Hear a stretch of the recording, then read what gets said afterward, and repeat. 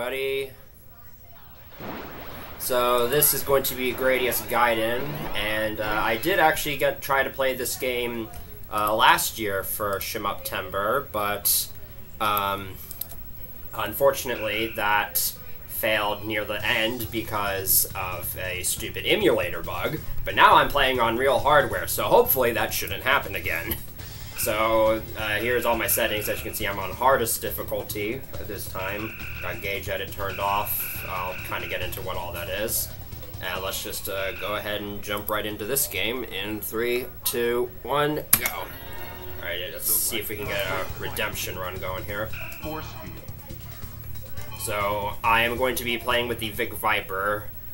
Gradius Gaiden has 4 ships you can select from. The Vic Viper I choose because it's kind of a nice balance between not being ridiculously overpowered and still having good damage output and coverage. The J Knight and Falchion Beta are kind of overpowered in their own right, and Lord British isn't all that good.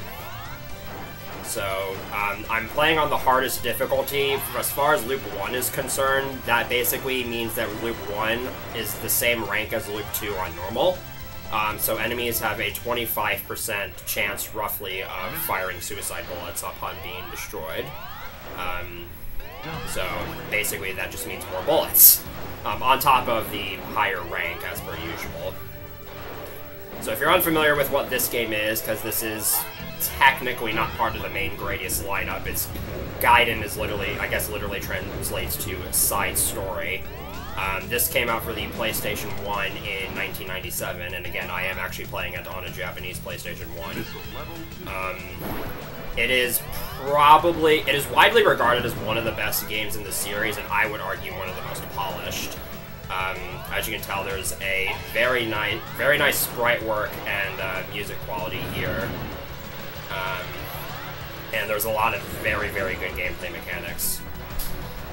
Very creative gameplay mechanics, in fact, that make this stand out among the other games in the series. So let's talk about the Vic Viper's weapon set. The Vic Viper has the traditional missile double laser weapon loadout, but Gradius Gaiden has double upgradable weapons.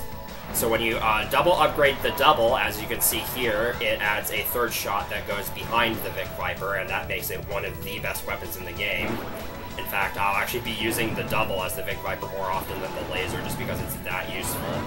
The missile basically just becomes a glorified photon torpedo in that it can actually pierce through enemies.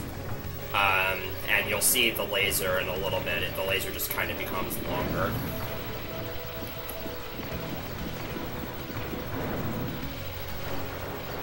Not a whole lot to say about this first stage. As you can see, it's basically just kind of a snowfield. Some interesting gimmicks here and there. I'm briefly switching to the laser here, and then back to the double, because then when I switch to the laser next, I'll just go straight to the level 2 laser. That's just a tiny little, not necessarily optimization, because, you know, it doesn't really save time, but it helps get to full power a little bit more efficiently in the next stage. This is the first boss, the Blizzard Crawler. It's very self-explanatory.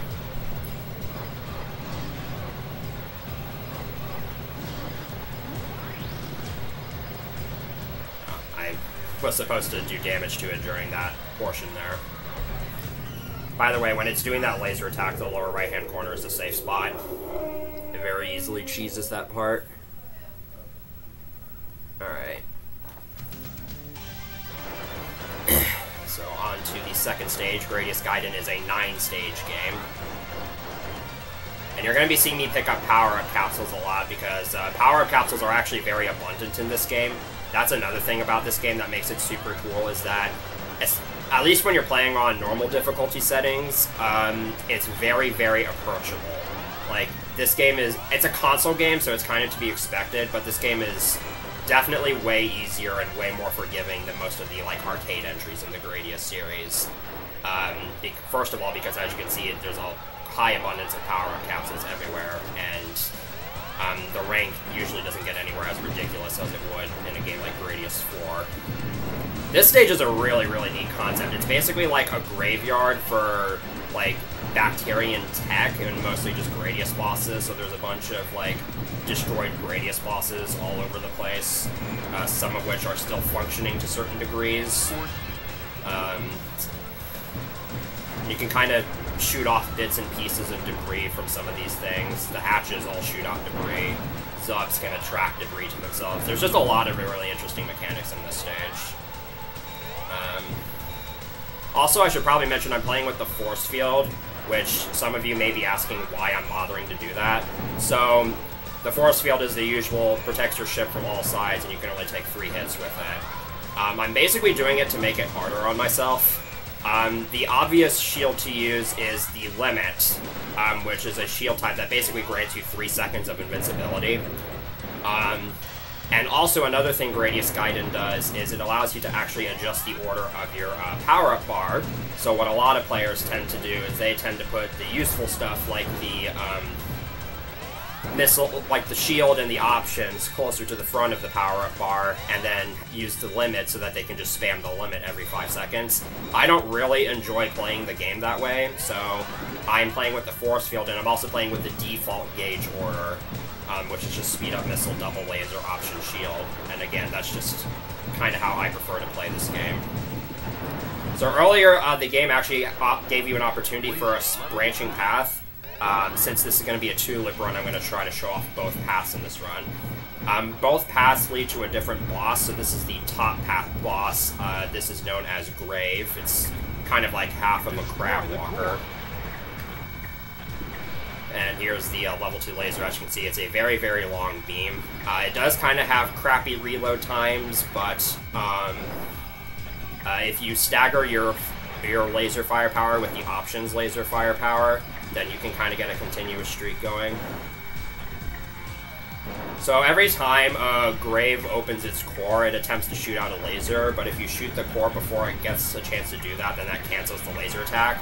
On loop 2 or higher, though, it will always do the laser attack regardless of whether or not you shoot it. And it sometimes attempts to jump on you, so I basically just kind of bait it as far right as possible.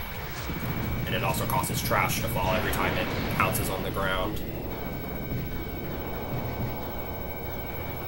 So, there's that boss. Now we're on to stage 3. I think this stage is kind of considered a fan favorite, because it's got a pretty nice gimmick to it.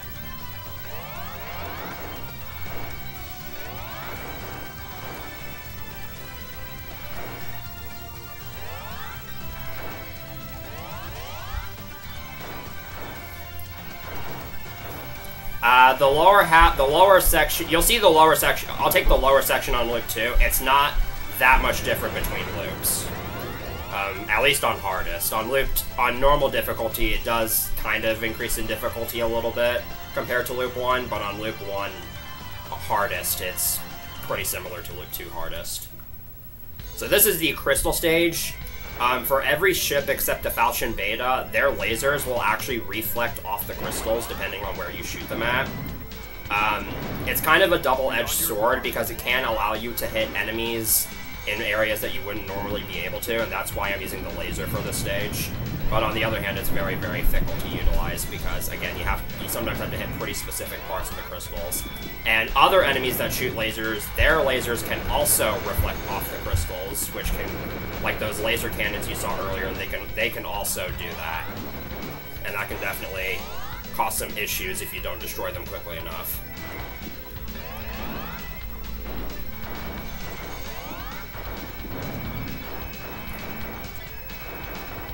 So again, I'm grabbing a lot of power capsules because there's 100 points each. This game uses a first at 20,000 and then every 150,000 scoring system, so it's identical to sort of later versions of Gradius 2 Arcade, which means extends are not incredibly sparse, but it is still kind of difficult to rack up a bunch of lives, and since I'm playing on hardest and going for a 2-loop clear, I'm definitely going to try to want to rack up as many lives as I can, especially in the early parts of the game. So this last part of the stage can be a little bit tricky because I don't think the crystals have totally consistent movement. They always spawn in the same places, but it seems like how they move is subject to variation depending on factors that I have no idea how to control. It's not too bad on loop 1, but it might get a little bit dicey on loop 2 because there's a lot more crystals added. also, here's the first option hunter. Option hunters are, you know, they're the usual. They're annoying. But for some reason, every time you shoot an option hunter, you get 10 points. So, I'll be trying to do that whenever I can.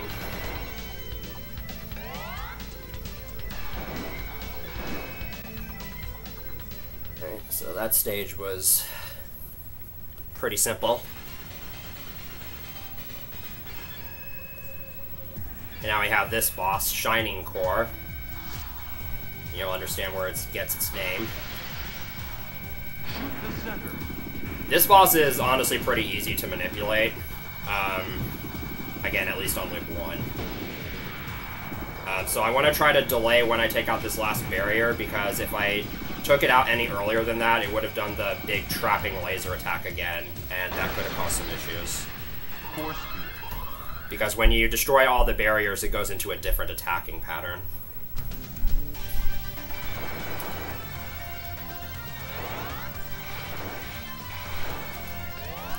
Okay, so stage 4 is going to be the Moai stage, and to start off, we've got a bunch of mothers. Yes, that is what these things are called. They're called mothers, and the orbs they shoot are children.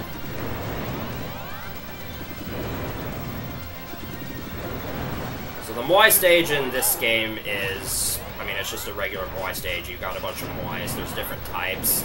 It's a very fun stage to bumble around and try to destroy as much stuff as possible, but there also comes an added layer of risk to that, because this is where I would say the game kind of takes a difficulty jump, and I lost my force field, so that's not good. There's a lot of enemies in this stage, and they fire a lot, and on hardest, there's even more bullets. That was incredibly dumb of me. Again, though, recovering in this game generally isn't too bad. I think I got a little bit too carried away there.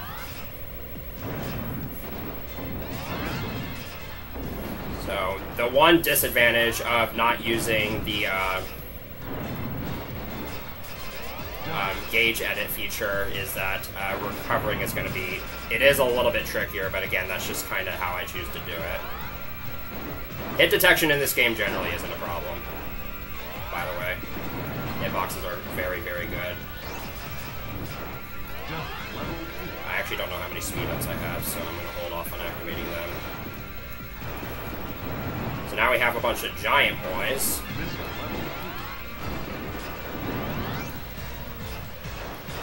And I'm kind of just not destroying any of them because I'm trying to play it safe here. And then we get to the worst part of the stage, where we have laser mois, because the annoying thing about the laser mois is that they can continue to fire their lasers after they've been destroyed. And on very rare occasions, when you destroy them, they will actually tilt towards you, which can definitely be a jump scare moment. Okay.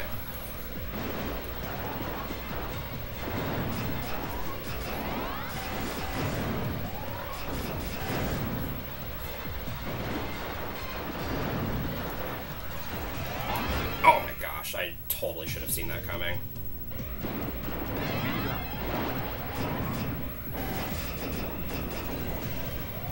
Luckily, I am quite attuned to recovering at this checkpoint, because this is a common place for me to die on higher loops. I should probably mention I have not really practiced this game. The last time I actually played this game would have been right before leaving for SGDQ, and that was on PSP, which is obviously a slightly different interface. But I think we'll be okay as long as I need moments like that to remind me to not be too careless.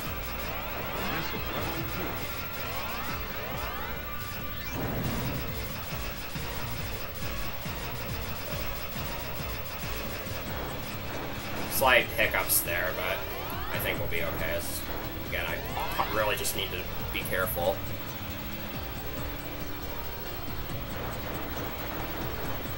I can't be blowing lives this early into the game.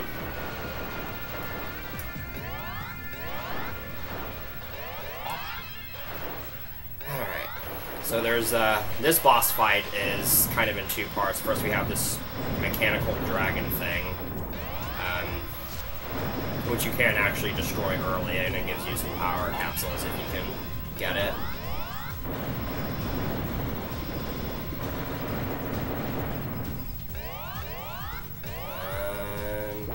Let's go for the force field.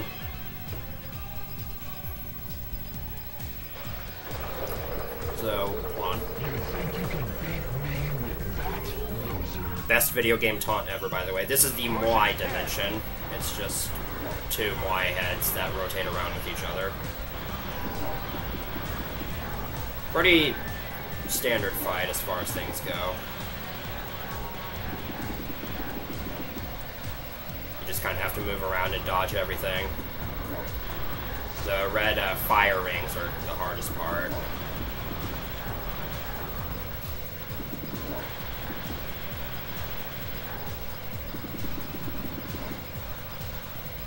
One thing that can kind of help on this boss is that missiles by themselves can actually do quite a bit of damage to multi-hit enemies.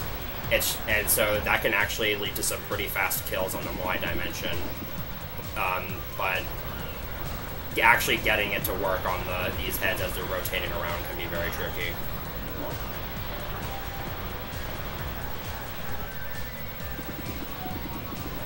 So they're almost dead now.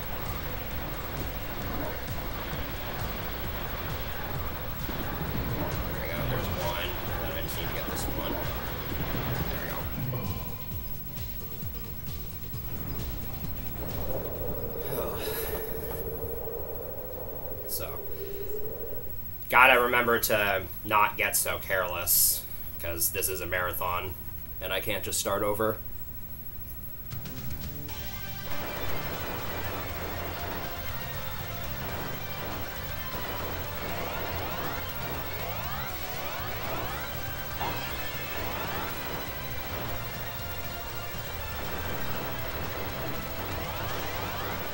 Stage 5 is the cell stage, but it's not a usual Gradius cell stage.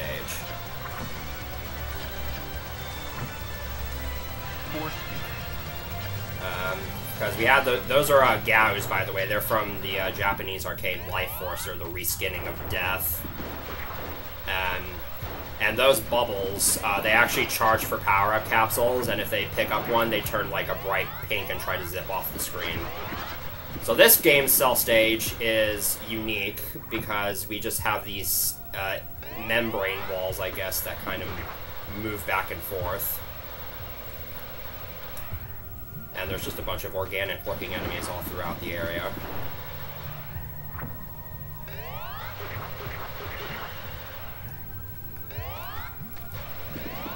They can get kind of tight at times, for example, right here.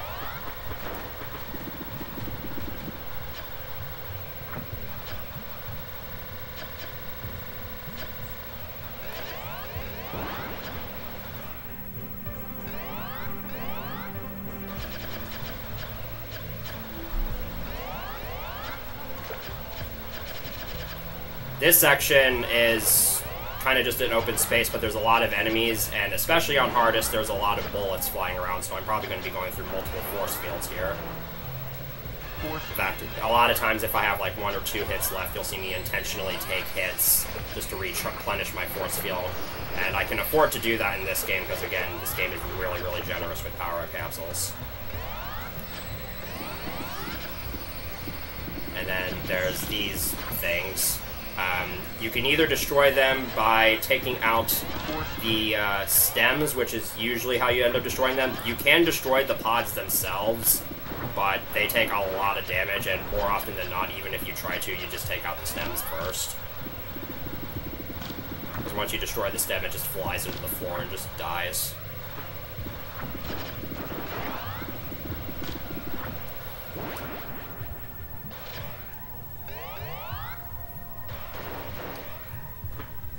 Probably going to try to do that laser double upgrade thing here real quick that I did in stage 1. So switch to the laser to get the level 1 laser, and then back to the double, just so that next time I switch to the laser, it'll be level 2. This boss is Mad Skin. It can be really annoying. This boss was actually completely different in prototype versions of the game. There's a video of this game that shows this game's beta, and this boss had like completely different attack pattern. And in fact, I feel like they simplified it quite a bit for the final release. But basically, the whole thing is just avoid staying in front of it when it fires the laser, and know how to dodge those balls, and you'll be fine.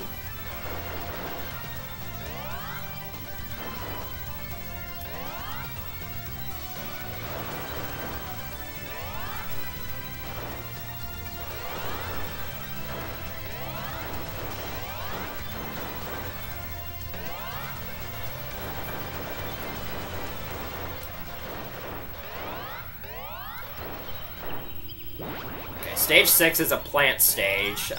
This is another stage that has a lot going into it. The first half of the stage is mostly just about trying to pick the correct path, because there's a lot of branching pathways. Most of them just lead to dead ends, so you kind of have to know where to go. And once again, a lot of enemies here, and they all fire a lot. And then you also have these things that kind of block off certain pathways.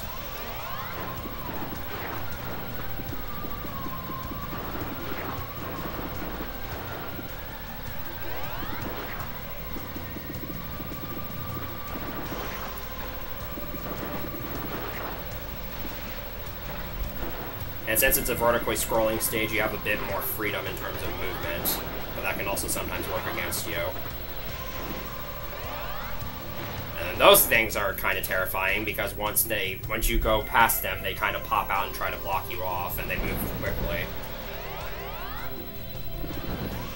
Those bug things are also good for getting power-up capsules, because the red things they fire give you power-ups, and then the red bugs also give you power-ups on their own. And here's an interesting enemy.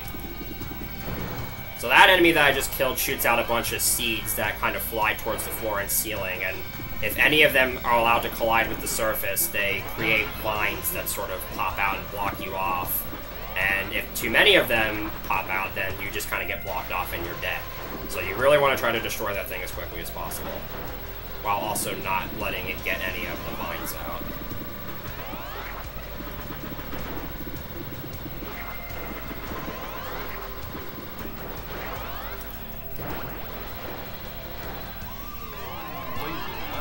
There's another option hunter.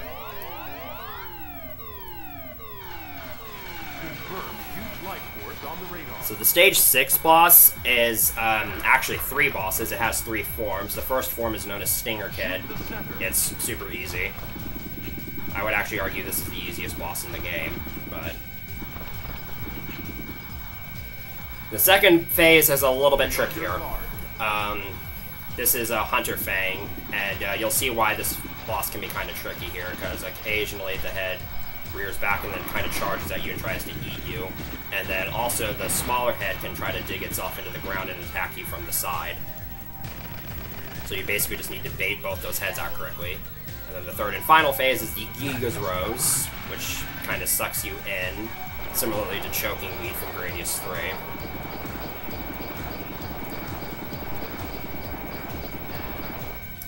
But the Vic Viper's lasers can make pretty good quick work of all 3 bosses.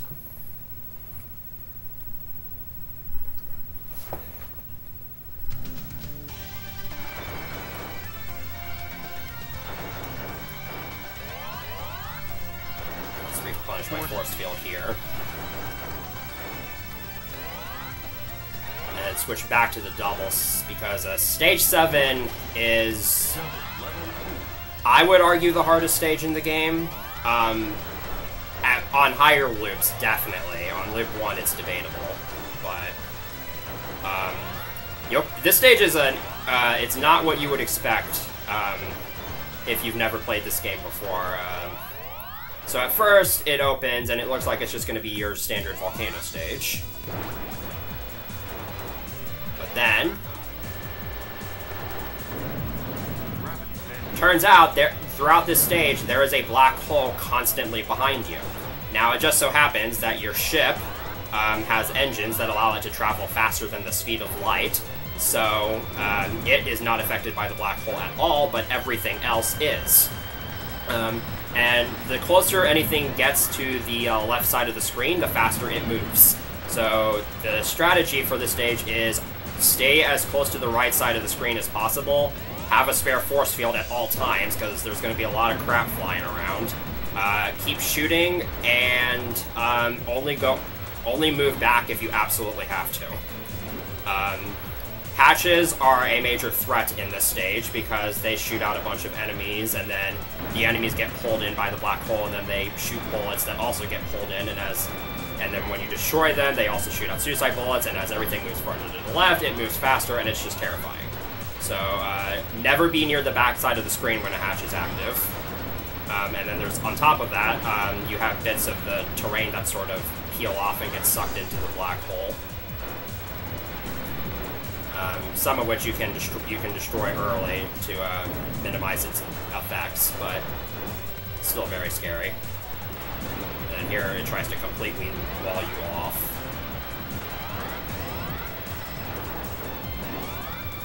Also, we got some super chaotic music going.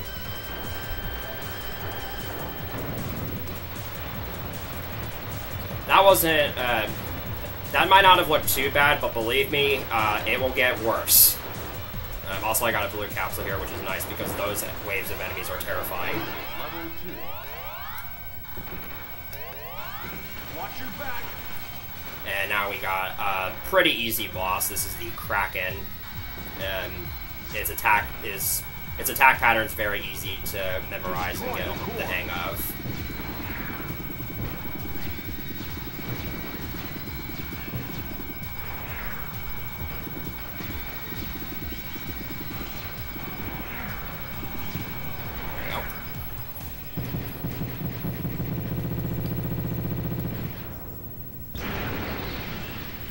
And now the black hole just kind of disappears.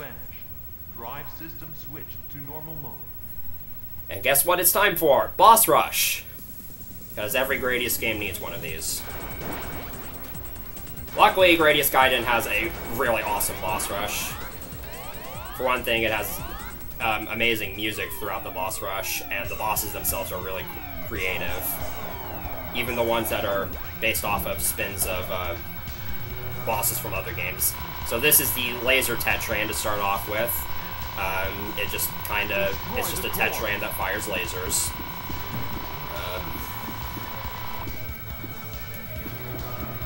It also fires homing orbs.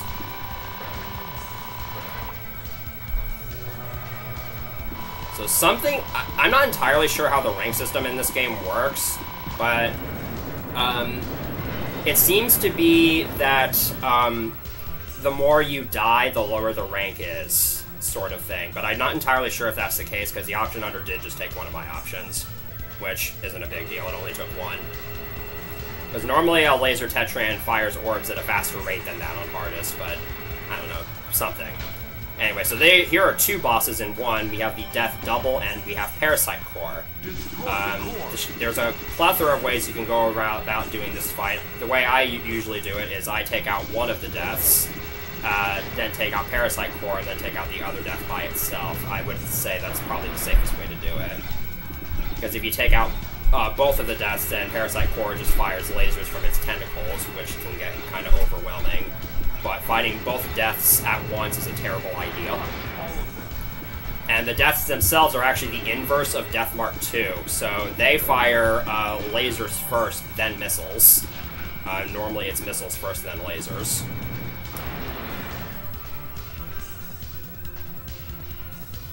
Yeah, some games have a static rank system where there's no, like, because like the Parodius, when I say dynamic rank, I'm referring to something like the Parodius games, where there's like an invisible counter that goes up, and the longer you stay alive, the higher the rank gets. But most of the older Gradius games, I don't think really have that. Instead, it's just based strictly on, like Gradius 3, for instance, the rank in that is strictly based on difficulty, power-up level, and what stage and loop you're on. Which seems to be what this game does, but might not exactly be. By the way, this is triple core. There's just It's just 3 tiny core ships, and depending on how many of them are left, it does a different attacking pattern.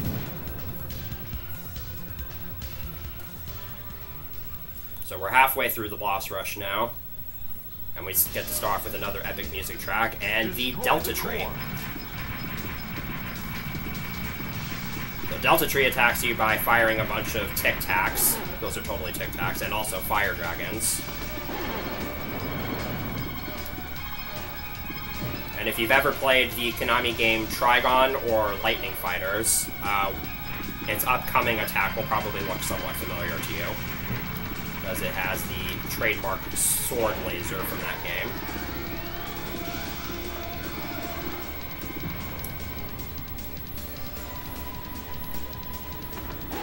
And the way it dies is kind of brutal. It gets destroyed by its own dragons.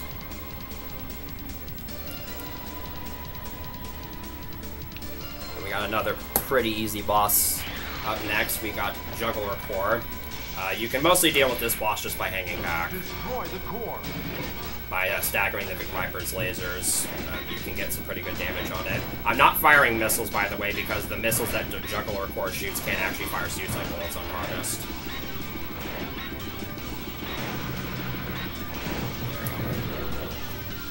Pretty simple fight.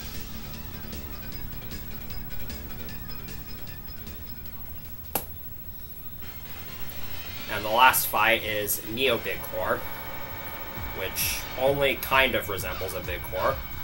Destroy the core. On hardest, this thing is very fast and very aggressive, but also very fun.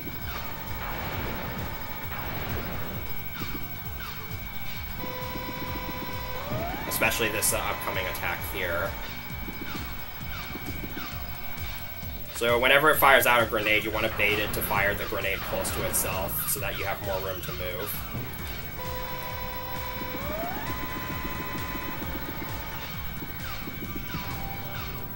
Alright.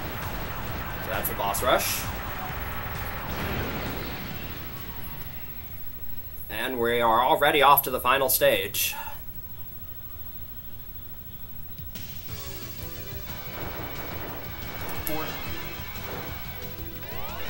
So let's get my double back, because I'm definitely going to want the double for the rest of the game here. And I also want my 4th option back. And we start the stage off with the hypest music track in the entire game, and possibly the entire series. Because I believe this song was specifically composed to go along with the progression of the stage, which is just amazing to me. And of course, it's for a high-speed section. So, quick tip here, if you want an easy way to survive all the branching pathways, you go up there, then up, and then down, and then you go down again, and it's basically just the opening part of the Konami code. And other than that, this is just the standard high-speed stage. You got the standard obstacles.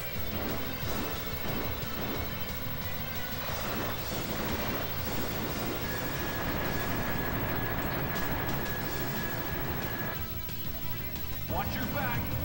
Alright, the boss here is Boost Core. Destroy the core. This boss is pretty easy on loop 1, but it gets harder on higher loops, and you'll see why later. Assuming I make it to that point, which hopefully I will. Let's just say that maneuver I just did, I will not be able to do on loop 2. Alright, let's see how it explodes. Let's see the timing of the explosion in relation to the music track.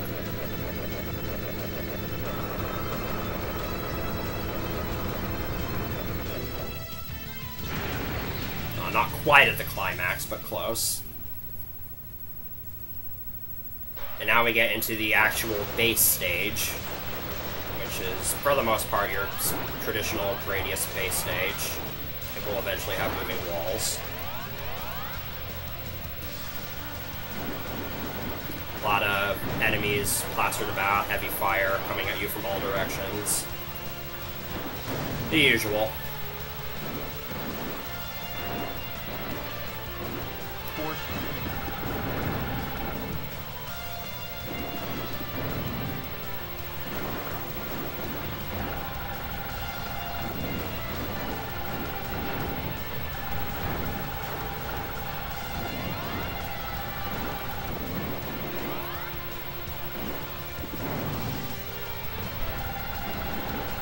So some of these walls start moving based on how far the screen is scrolled, and some actually start moving when you move above or below them. For example, these last couple of walls actually move when you get below them. So I hang back a little bit to manipulate them into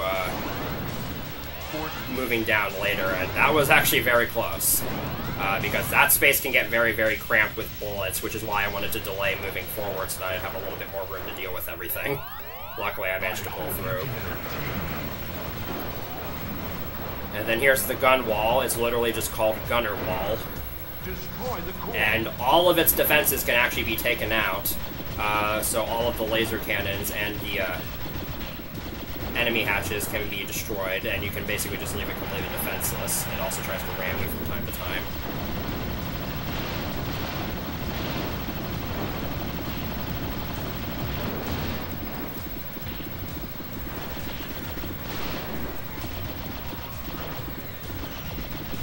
I already took out the Ducker generators.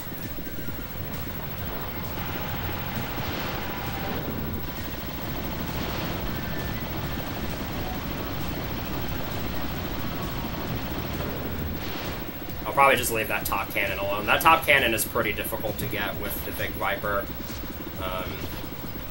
And the cannons do take a bit of punishment, so I'll just ignore it and take it out here. There we go.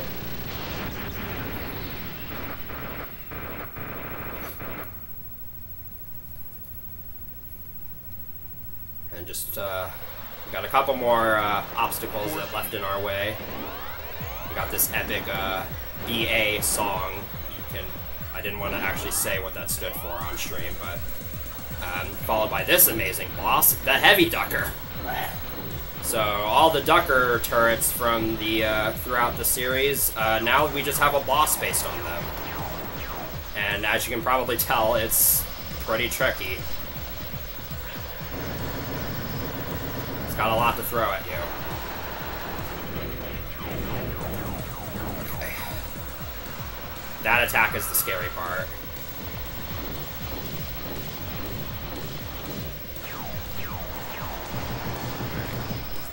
I actually died to that boss in Loop 1 of last time I attempted this in Shmuptember last year. So, luckily we were able to avoid that this time. Even though I still have more deaths in Loop 1 this time than last year. But as long as I don't die again, I think we'll be okay. And here's this game's crap walker, I guess. This is Soul. It's sort of supposed to be like the last formidable obstacle. Like with most crab walkers, you can't destroy it, so you just have to survive against it.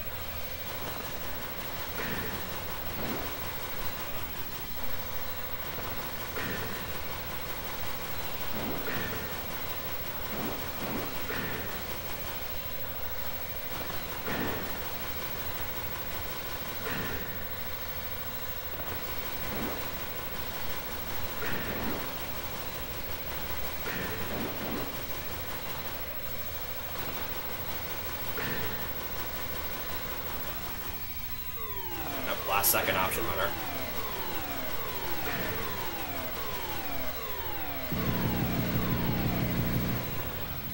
There's that. I said BA.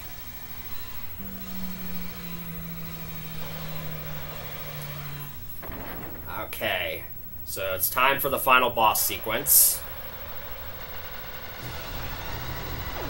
So those option hunters are special because they actually do not go away until they have taken all 4 of your options. And when I say they do not go away, I mean they will stay around. There's actually a 2-player task of this game on task videos. Definitely go check that out. where they're able to keep those option hunters flying around throughout the majority of this final boss fight. Which, by the way, isn't really much of a fight. This is the original vision of the Ultimate Monster, or OVUM, and it just kind of takes the form of a bunch of salamander bosses. So first we have intruders, and then we have a Zealous force. The fight mostly just kind of plays by itself. You basically, like, literally, you don't have to move for the first 2 phases of this fight. Also, the villain taunts you throughout the entirety of this song, which is epic. And here we have a brain golem.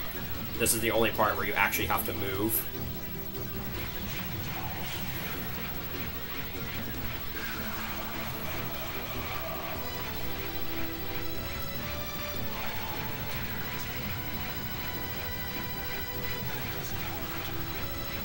And then this final orb thing is what you need to destroy to end the game. And that is loop 1. So let's go ahead and sit through the ending sequence here, just in case I don't get to the end of loop 2. I want to be able to let you see the credits, but even though they're mostly in Japanese. Which is weird, because a surprising amount of this game is in English. Like, there's a prologue section that kind of details the story of this game, and it kind of scrolls by Star Wars style, and the entire thing is in English. It's very odd. Because this game was, the PS1 port version of this game was only ever released in Japan. It did eventually get released in the States when it was brought to the PSP as part of Gradius collection. But even then, I think they might have been planning on releasing this game in North America again, considering just how much of it is in English. This is like this and the game's title are really the only parts of it that are in Japanese.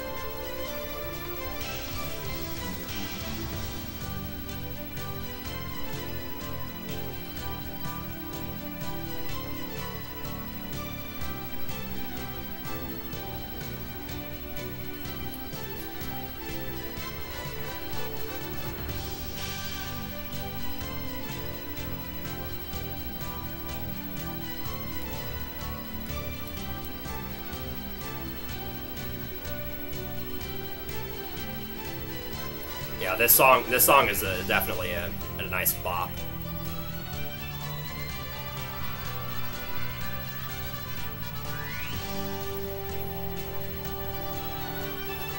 Yeah, there is some English in this game, but not a whole lot. It's also interesting because this game actually has both a male and a female announcer, and you can switch between either of them. I just prefer the male announcer.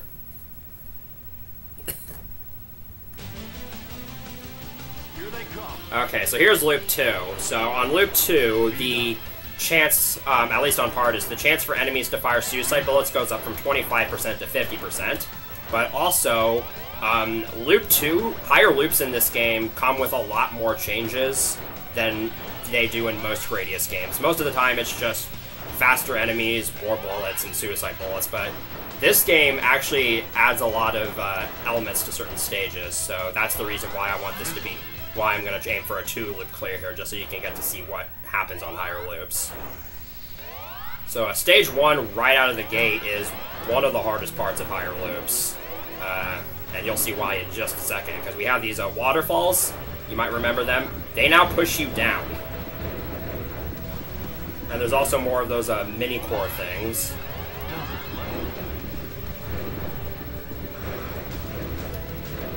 Alright, survive that. That's the hardest part of the stage, so if you can get through that, you're usually pretty good. So it's things like that that are changed in higher loops. It's like they're obviously, the stages are obviously going to maintain the same structure, but there's going to be more elements to them. Bosses are going to be slightly altered as well in some cases. Yeah, so this isn't the only Gradius game to do that. Like, Gradius 3 Arcade does change up some stuff, Gradius 2 changes up some stuff, Gradius 4 changes up quite a bit.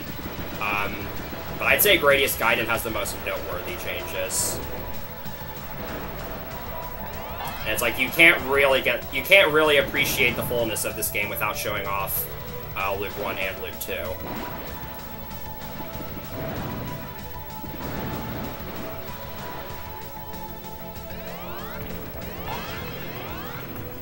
Also, we got more of these cannons that create snowballs. Note that those bullets themselves can't actually harm you, so you want to stay out of their line of fire. We got one more round of waterfalls here. Okay. Huge life force on the radar. We'll do that. Blizzard Crawler is mostly unchanged, but it does fire out more snowballs whenever it does that attack. So it's a little bit more aggressive, but, you know, that's par for the course for higher loops.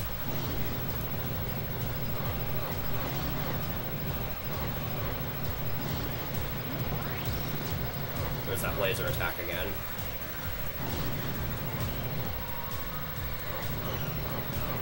There we go. Alright, so we're already making pretty good progress.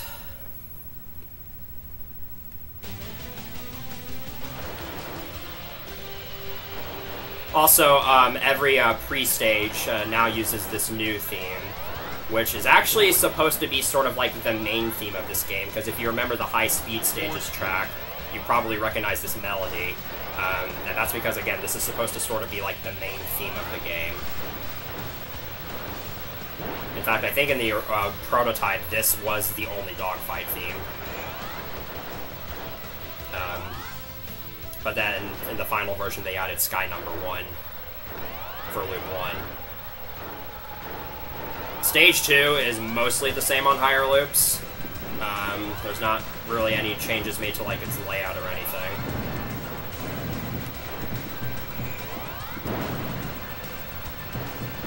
It's basically just more bullets, because the enemies are now a little bit more aggressive.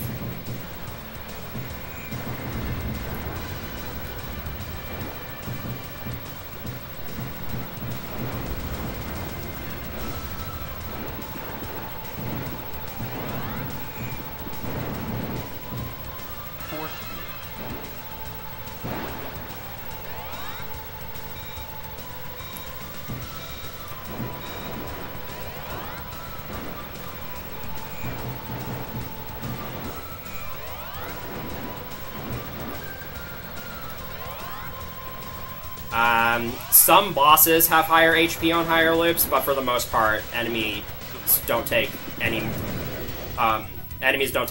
more hits than they normally do on Loop 2. So I'm taking the bottom path this time around because, again, on higher loops, Grave becomes a lot more dangerous on higher loops. So taking the bottom path is preferred. It has a harder pathway, but an easier boss.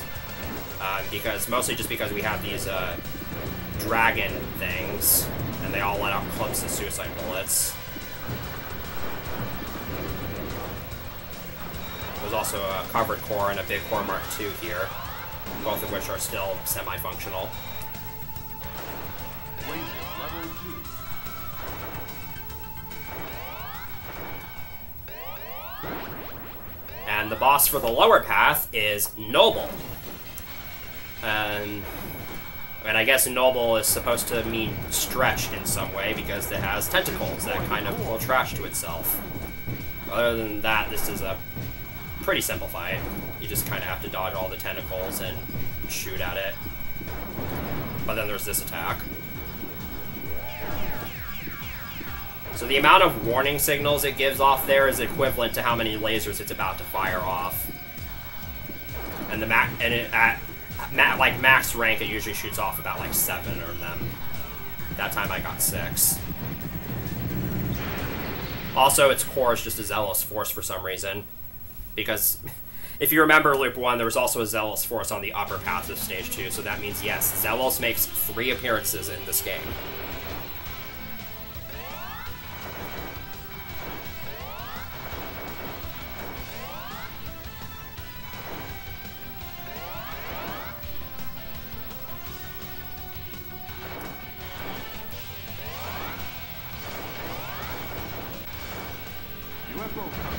Nice, I destroyed both of those right away.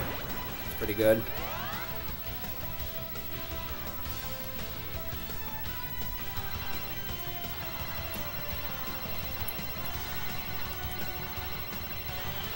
So again, the crystal stage doesn't receive any super major changes other than more aggressive enemies, and there's also some more crystals at the end. This can actually be a kind of dangerous stage to go through because, like I said before, the crystals don't always behave in the exact same manner, and sometimes you can just get cornered by them.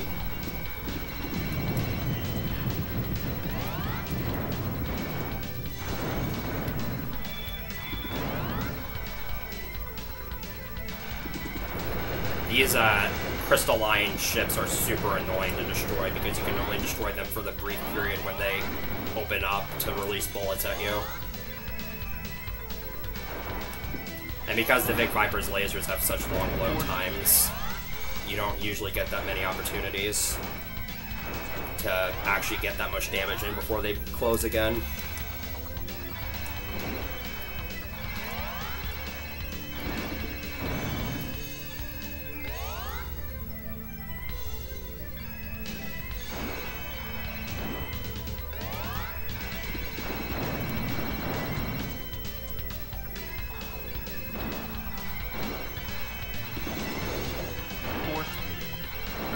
Here's the part of the stage that gets really difficult. Alright, got good crystal RNG there. I don't know if it's actually RNG, but we'll just call it that. Alright, nice, I got a blue capsule there. Alright, this last laser cannon can be a massive threat if it gets the chance to fire, because it fires off a bunch of lasers at different angles. And they can all reflect off the crystals in very weird ways. Alright. Made it through there just fine.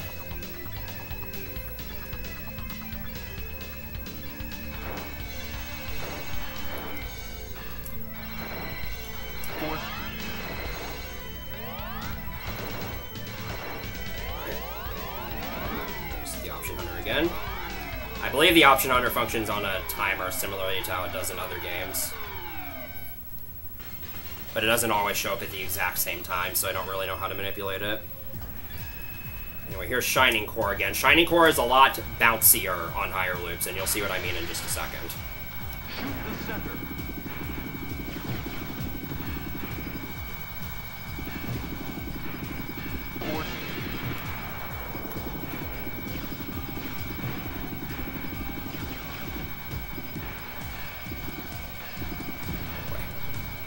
Okay. Got a little dicey at the end there, but managed to make it through without dying.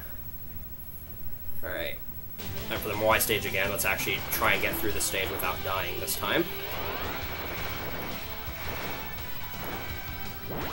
If you haven't seen my run from last Shmuptember, I managed to pull off a really clutch recovery against the boss on Loop 2 in that run.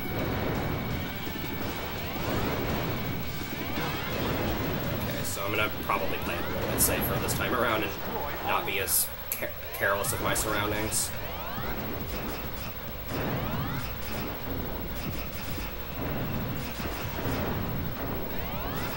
So again, the Moai stage itself doesn't really go through that many changes on Loop 2. It's just enemies are more aggressive. Which means you probably want to tone down your own aggression so that you don't get picked off by random enemies and suicide bullets coming out of nowhere.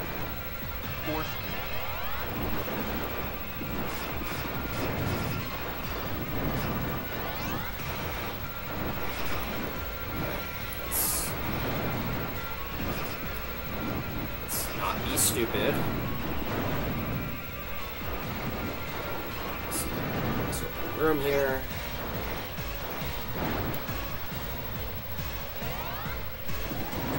Laser Moais again, they are just as terrible as ever.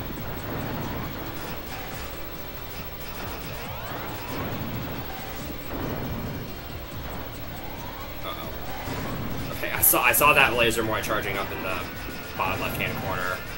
I had to be careful to not end up in its line of fire.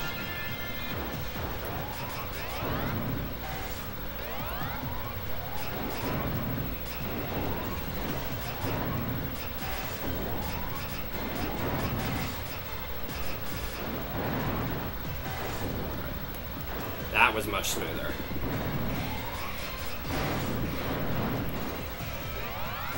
So, these are the monolith moys. I didn't talk about these in Loop 1. These are actually different from the monolith moys in Gradius 3 because they move vertically instead of horizontally.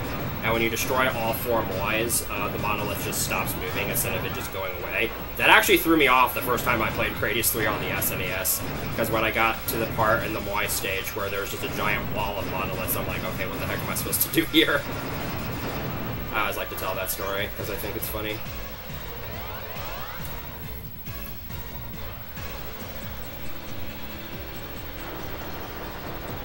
I'm thankful they didn't make the Moai lasers curve, because then this stage would be really terrifying.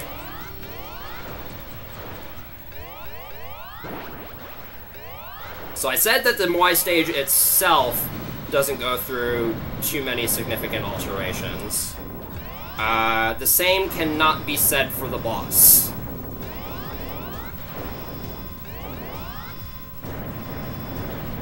I mean, the dragon part here is the same.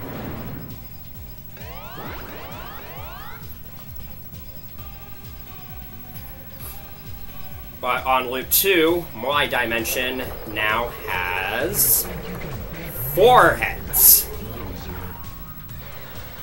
Although the fight really isn't that much harder as a result. Because only 2 of the heads will ever fire at a time. And here you get to see the power of missiles. Like right there, I've already killed one of them. Because I just fired missiles into it like crazy. That was kind of scary.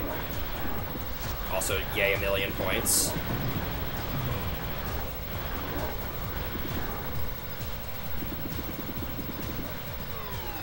There's another option hunter. Not a super convenient time for it to show up, but not a huge deal either.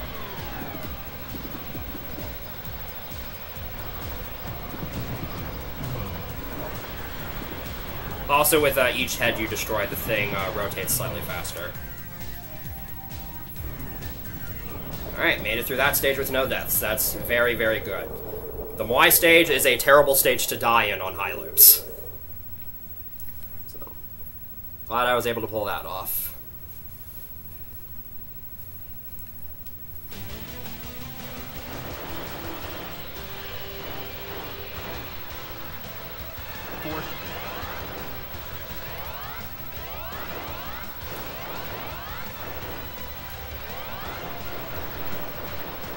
So from this point onwards, I'm probably going to be focusing quite a bit on life preservation, just because these last few stages can be really terrible to die in.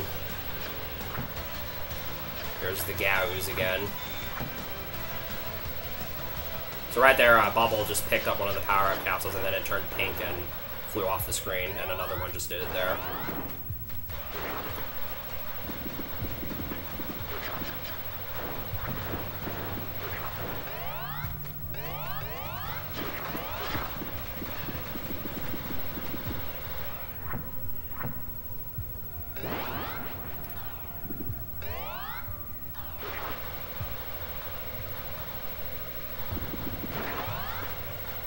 Stage 5 is also mostly unchanged until the boss.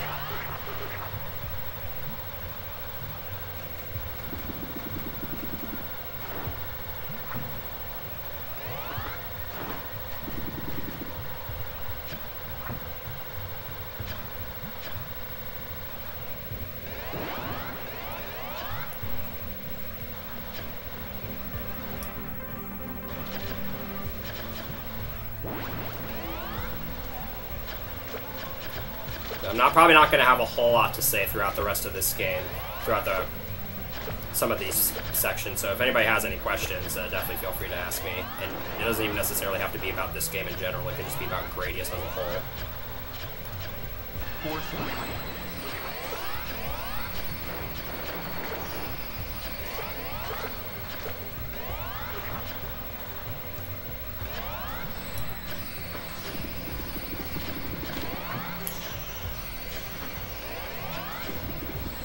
That one Ducker-esque enemy that's not going away. I think I got it.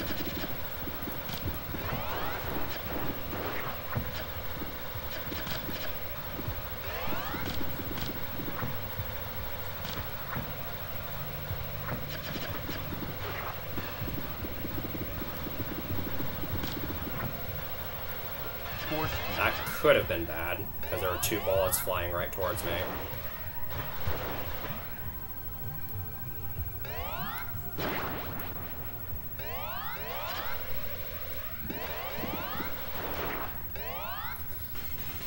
Best Vic Viper model? That is a tough question for me to answer. I actually don't think I have an answer for that. I have to think about it. Alright, so Mad Skin is a bit harder this time around, because now it fires 3 balls at a time instead of 2.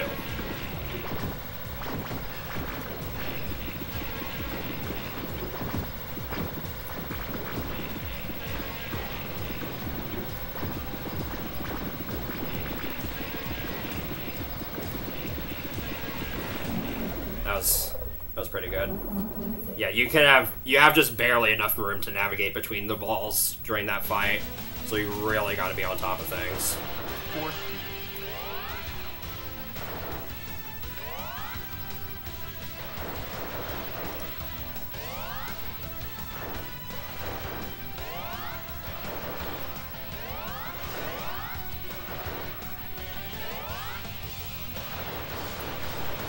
Plant stage also has a lot of minor changes made.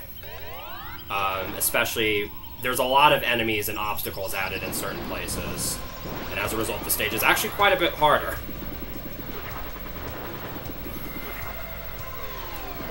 Another option hunter. So you're not too big of a deal. It was not.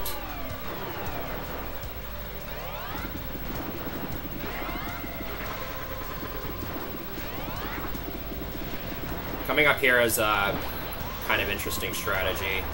So I'm going to kill these seed pod things and then actually move off screen so that the seed pods despawn. You do not want those things to roam around freely.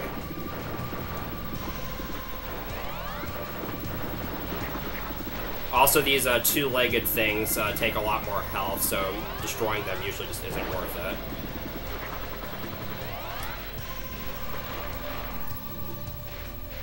Getting through this stage on higher whips mostly comes down to just having a route planned out and then actually taking the right path.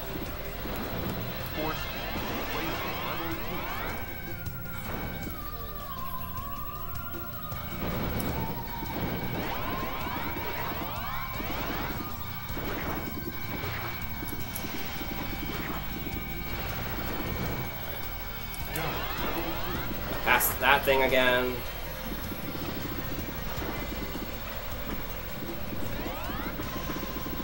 Last part of the stage can get kind of hectic at times.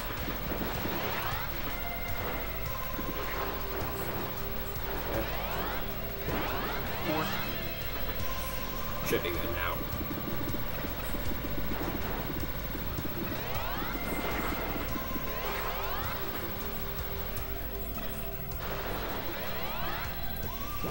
Looks like I have to fight these bosses with the double, so it's going to be a little bit slower.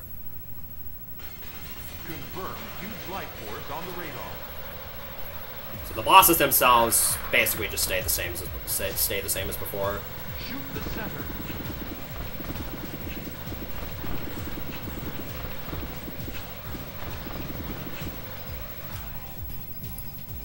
Be on your guard.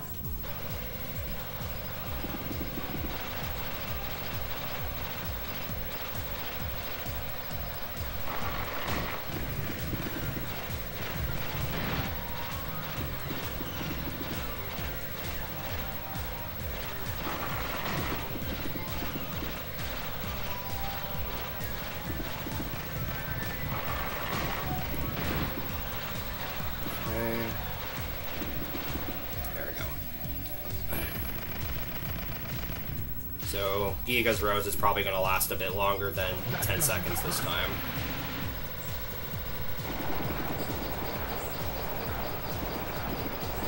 You might get to see its other attack, which you didn't get to see on Loop 1 because I killed it so quickly.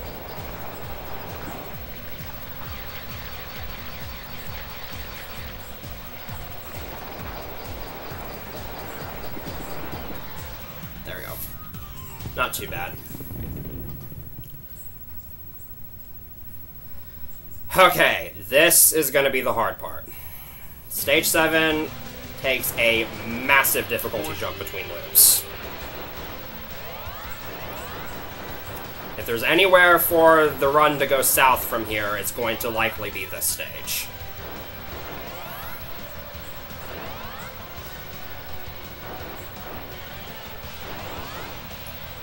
So I'm probably going to be trying to focus throughout most of this stage.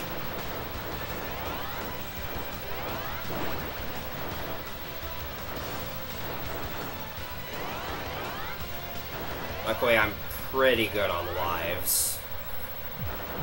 So as long as... hopefully I just don't die and that doesn't become a problem. Stage 7 undergoes a complete layout change on higher loops, and it's a lot harder as a result. And all of the previous problems I mentioned in Loop 1 are now worse.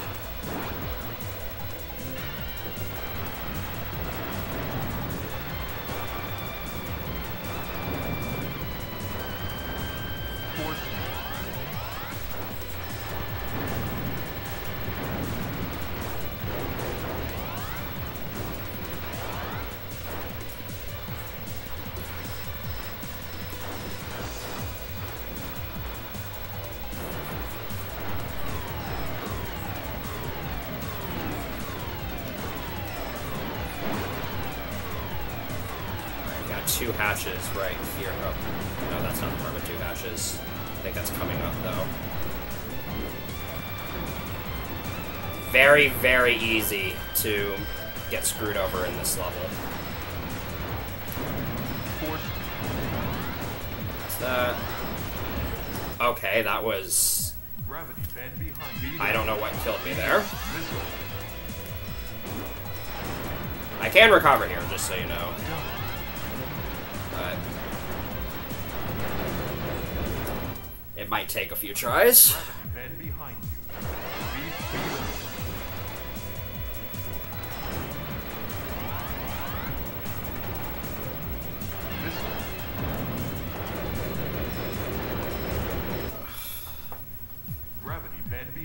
Yeah. Welcome to the wonderful world of Gradius syndrome.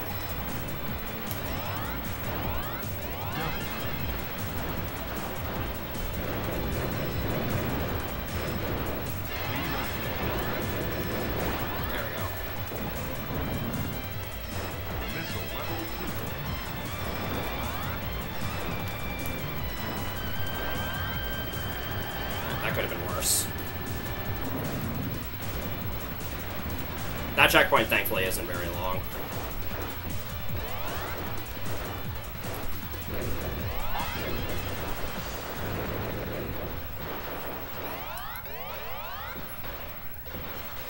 Watch your back. Alright, now I gotta fight Kraken with the double, so it's gonna take a little bit longer.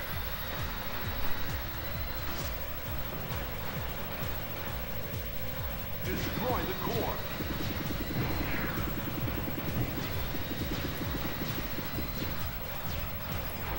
Which just means you'll get to see Kraken's bonus attack that you didn't get to see in Loop 1. If it lasts for long enough, it eventually tries to pull a rock from the right side of the screen. Of course, you can just destroy the rock. Okay, I have no idea how that rock there didn't kill me. Alright. If it does that attack again, which it probably will, it's going to pull a much bigger rock. So I'm gonna have to move all the way over here. Okay. Surprise how quickly that rock got destroyed. Okay, there we go.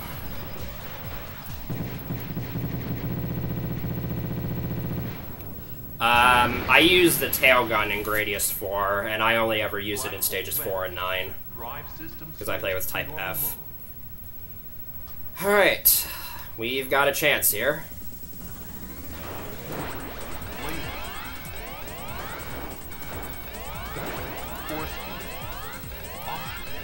Okay, this is not the power-up level I would want for the boss rush on Loop 2, but I think we can make this work.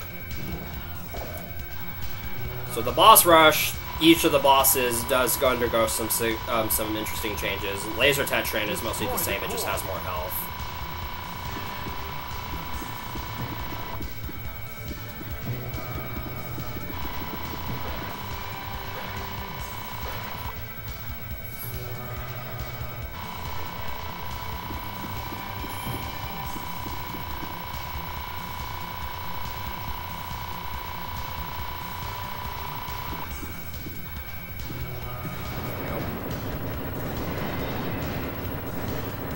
I absolutely agree, Creed.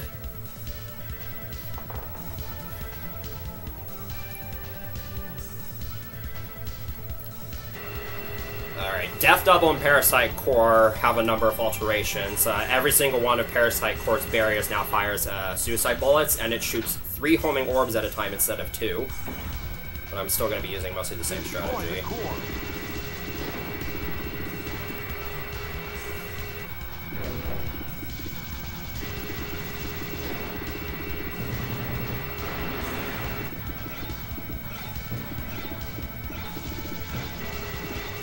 Also, it continues to fire the homing orbs even after the deaths have been destroyed, which it doesn't do on Loop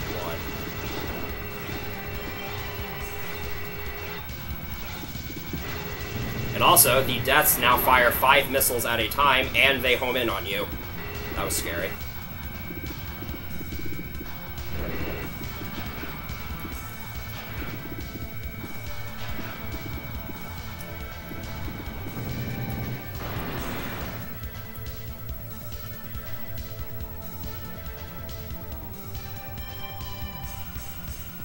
Here they come. Treble Core is pretty much just the same as before. It's actually possible to soft lock the game on this fight. If you destroy one of the triple cores as it transitions into this attack where they all become invincible, then the other 2 triple cores just stay invincible and just kind of stop moving, and you have to die and restart the fight. And if you destroy one of them as the fight times out, then you soft lock the entire game. But luckily, that's very, very rare. And there's basically no chance that should happen. Okay, this is going to be tight. Okay. That attack where 2 triple cores are left is a very tough attack, which is why I try to avoid it as much as possible, but I just barely couldn't there. Delta Tree is a little bit different. It now has a bunch of blue Tic Tacs in addition to the your orange ones, and the blue Tic Tacs are actually indestructible. It also moves faster during this green laser attack. If you don't have the laser and options for this fight on higher loops, you basically have to time this thing out, because it is nearly impossible to do damage to it. Alright.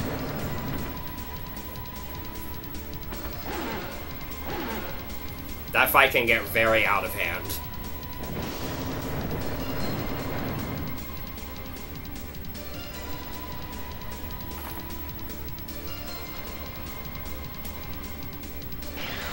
Juggler Core, pretty much the same as before.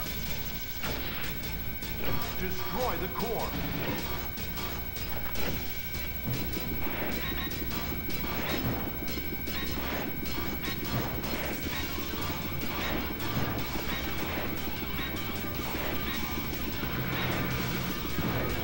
There we go.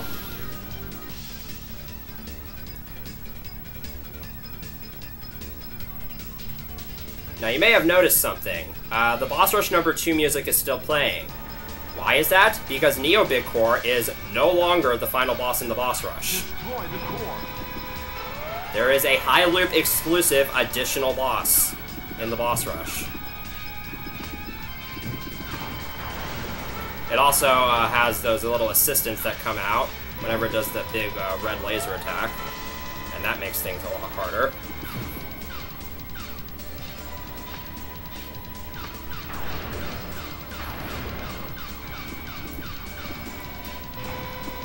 Not get too carried away here.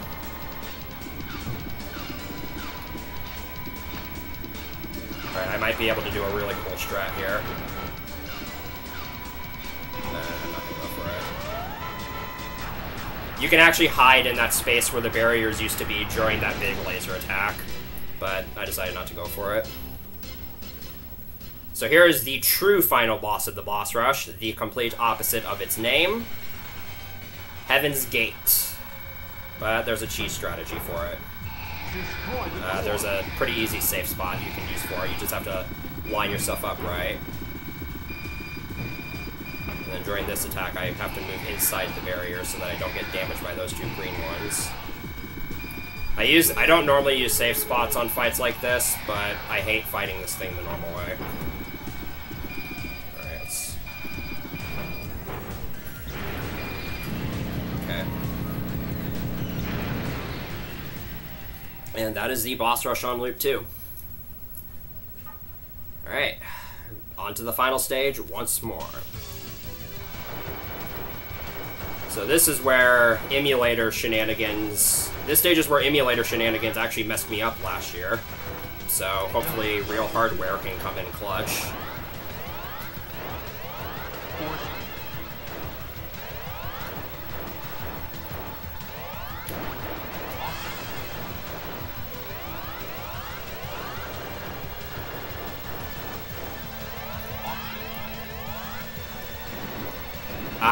That save spot has been around for a very long time, probably since the game came out, honestly.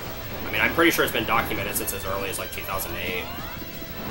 But I'm sure it goes back farther than that.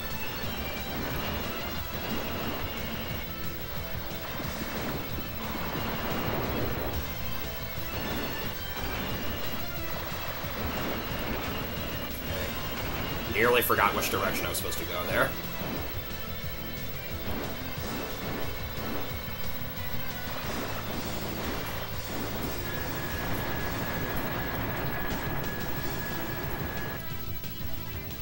Okay, so boost core is also quite a bit harder on higher loops, because you might notice those flames it's shooting out are a different color. They can hurt you now. Destroy the core.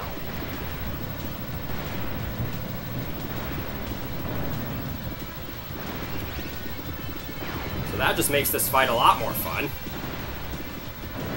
This part in particular is horrifying. Right there. I'm very thankful I had my force field there. We're good.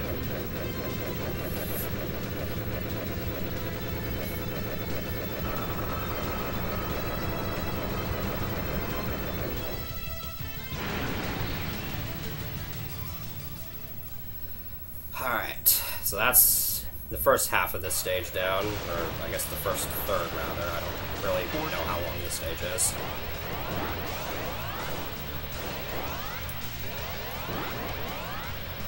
So in case anybody doesn't know what happened last year, I played on, I don't remember what the emulator was called. I think it was some emulator, but midway through, near the end of this part of the stage, I had a lag spike on my PC, and for some reason that screwed with the emulator enough to basically just cause half the sprites in the game to unload. Like, they were still there, but they were no longer visible. Which obviously makes it impossible to play the game, and the only way to fix it was to restart the emulator entirely, which would have killed the run. So, that was kind of unfortunate.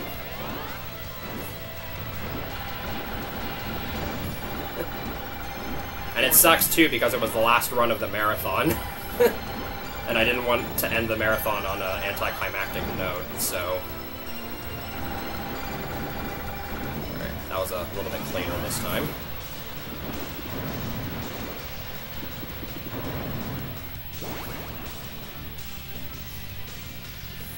But we have officially made it past that point.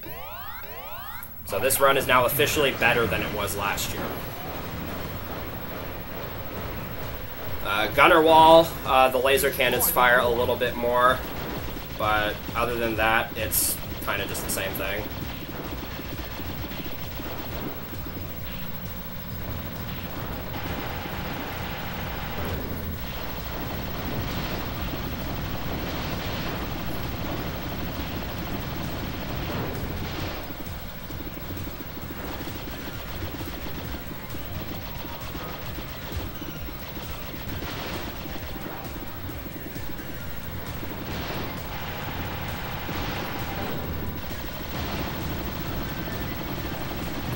Down to just one laser cannon left again.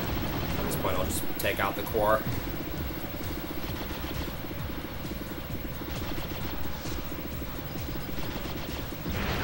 Alright, there we go. Okay, if I can get past Heavy Ducker, I've pretty much got this in the bag.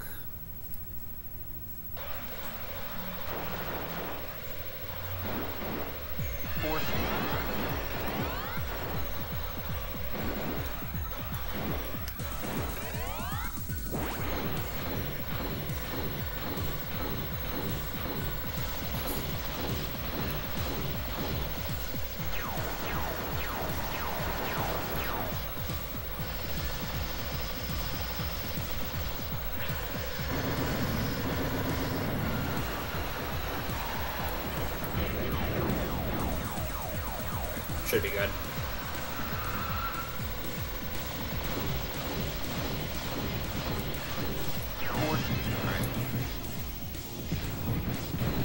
At this point, I'm pretty much in the clear. There's no scary recoveries I'd potentially have to make at this point on, from this point onwards. I just have to remember how to do this last part right. So Soul is a lot harder on higher loops because it now has an entirely different movement pattern. You basically, on the first loop, you could kind of just BS your way through it and mostly just kind of stick in one spot. You can't really do that this time around. You actually have to like memorize a route to get through here. Otherwise, it just corners you and you die.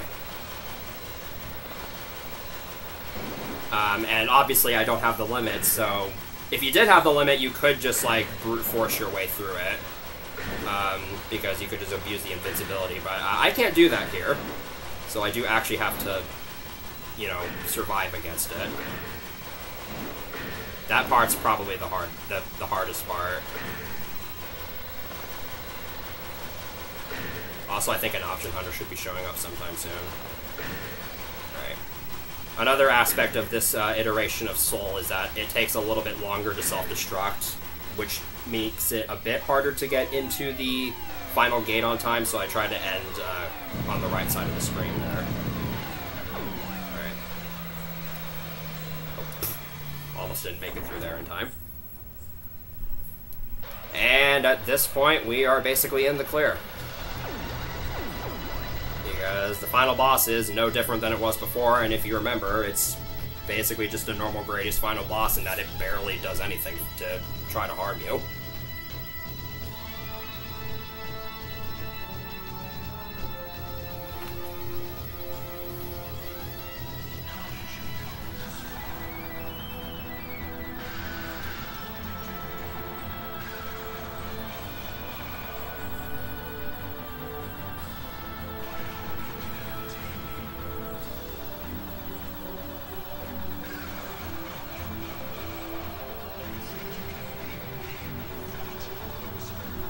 I'll just let you listen to this amazing music and all the boss's amazing taunts.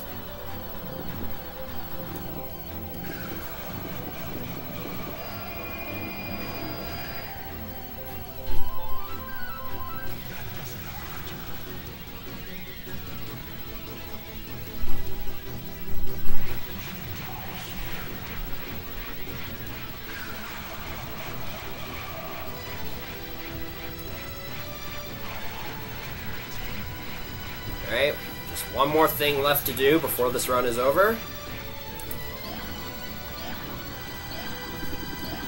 And that is it.